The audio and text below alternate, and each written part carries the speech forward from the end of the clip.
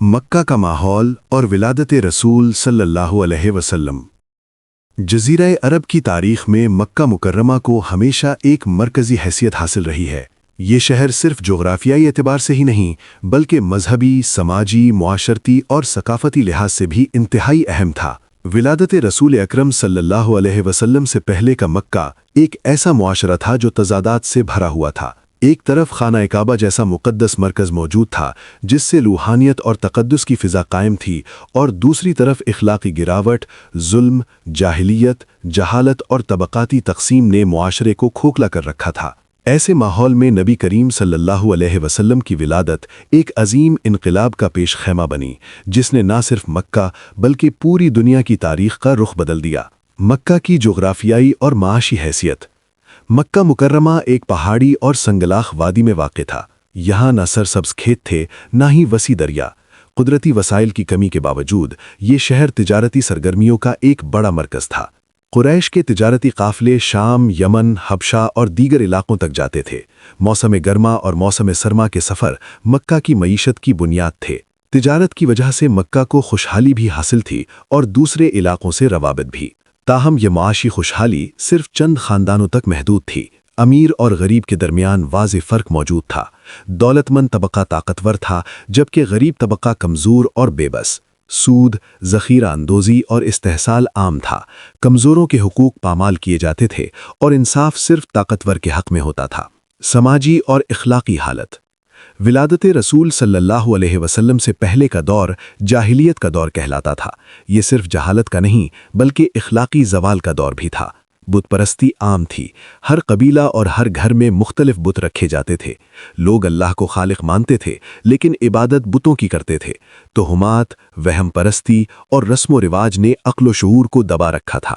شراب نوشی عام تھی، جوا کھیلا جاتا تھا، فحاشی اور بے حیائی کو برا نہیں سمجھا جاتا تھا۔ عورت کی حیثیت انتہائی کمزور تھی۔ بیٹی کی پیدائش کو باعث شرم سمجھا جاتا تھا اور بعض قبائل میں لڑکیوں کو زندہ دفن کرنے جیسی ظالمانہ رسم بھی موجود تھی۔ عورت کو وراثت میں حق نہیں دیا جاتا تھا اور اسے محض ایک ملکیت سمجھا جاتا تھا۔ غلامی کا نظام عام تھا۔ انسانوں کو خرید و فروخت کیا جاتا تھا۔ غلاموں پر ظلم و تشدد ایک معمول کی بات تھی۔ ان کے کوئی حقوق نہیں تھے اور وہ اپنے آقاؤں کے رحم و کرم پر زندگی گزارتے تھے۔ قبائلی نظام اور عصبیت۔ مکہ کا معاشرہ قبائلی نظام پر قائم تھا۔ ہر شخص کی شناخت اس کے قبیلے سے ہوتی تھی۔ قبیلے کی عزت اور ناموس ہر چیز سے بڑھ کر تھی۔ حق و باطل کا معیار بھی اکثر قبیلہ ہوتا تھا۔ اگر قبیلے کا فرد ظلم کرتا تو بھی اس کا ساتھ دیا جاتا، اور اگر کسی دوسرے قبیلے کا فرد حق پر ہوتا تو بھی اس کے خلاف کھڑا ہوا جاتا۔ اس عصبیت نے معاشرے میں مسلسل جنگوں اور خون ریزی کو جنم دیا۔ قبیلوں کے درمیان معمولی باتوں پر سال ہا سال تک جنگیں جاری رہتیں۔ انسانی جان کی کوئی قدر نہ تھی۔ طاقتور کمزور کو دباتا اور کوئی پوچھنے والا نہ ہوتا۔ اس ماحول میں امن، عدل اور انصاف کا تصور بہت کمزور تھا۔ مذہبی حالت۔ اگرچہ خانہ کعبہ مکہ میں موجود تھا اور اسے مرکز عبادت کی حیثیت حاصل تھی، لیکن اصل توحید کا تصور تقریباً ختم ہو چکا تھا۔ سینکڑوں بت خانہ کعبہ میں رکھے گئے تھے۔ ہر قبیلہ اپنے بت کو معبود سمجھتا تھا۔ حج اور طواف جیسے اعمال موجود تھے مگر ان میں بھی شرک شامل ہو چکا تھا۔ لوگ ننگے طواف کرتے، عجیب و غریب رسمیں ادا کرتے اور مذہب کو محض رسومات تک محدود کر دیا گیا تھا۔ اس کے باوجود کچھ لوگ ایسے بھی تھے جو بت پرستی سے نفرت کرتے تھے اور سچے دین کی تلاش میں تھے۔ انہیں حنفاء کہا جاتا تھا۔ یہ لوگ ابراہیمی دین کی اصل روح کو تلاش کرنا چاہتے تھے اور ایک خدا کی عبادت کے قائل تھے۔ یہ اس بات کی علامت تھا کہ معاشرے میں کہیں نہ کہیں سچائی کی چنگاری ابھی باقی تھی۔ ولادت رسول صلی اللہ علیہ وسلم سے پہلے کے حالات۔ ولادت رسول صلی اللہ علیہ وسلم سے قبل کچھ ایسے واقعات پیش آئے جنہیں بعد میں لوگ علامات اور نشانیاں سمجھنے لگے۔ یمن کے حکمران ابرہہ کا ہاتھیوں کے لشکر کے ساتھ خانہ کعبہ پر حملہ اور اس کا ناکام ہونا اس بات کی علامت سمجھا گیا کہ اللہ تعالیٰ اس گھر کی حفاظت خود کرتا ہے۔ اس واقعے کے بعد مکہ کے لوگوں کے دلوں میں کعبہ کی عظمت اور بھی بڑھ گئی۔ یہی وہ سال تھا جس میں نبی کریم صلی اللہ علیہ وسلم کی ولادت ہوئی، جسے عام الفیل کہا جاتا ہے۔ اس سال کو تاریخ میں ایک خاص اہمیت حاصل ہے کیونکہ اسی سال ایک ایسی ہستی دنیا میں آئی جس نے آنے والے وقت میں پوری انسانیت کی تقدیر بدل دینی تھی۔ ولادت رسول صلی اللہ علیہ وسلم۔ مکہ کے اسی جاہلانہ ماحول میں ایک نورانی صبح طلوع ہوئی۔ نبی کریم صلی اللہ علیہ وسلم کی ولادت بنی ہاشم کے گھرانے میں ہوئی۔ آپ صلی اللہ علیہ وسلم یتیم پیدا ہوئے کیونکہ آپ کے والد حضرت عبداللہ آپ کی ولادت سے پہلے ہی وفات پا چکے تھے۔ یتیمی کے باوجود آپ کی پیدائش رحمت عالم بن کر ہوئی۔ روایات کے مطابق آپ صلی اللہ علیہ وسلم کی ولادت کے وقت نور، برکت اور سکون کی کیفیت محسوس کی گئی۔ یہ صرف ایک بچے کی پیدائش نہیں تھی، بلکہ ایک عظیم مشن کا آغاز تھا۔ ایک ایسا مشن جس کا مقصد انسان کو انسان سے جوڑنا، اللہ سے جوڑنا اور ظلم، جاہلیت اور جہالت کے اندھیروں کو ختم کرنا تھا۔ ولادت کے اثرات اور معنویت۔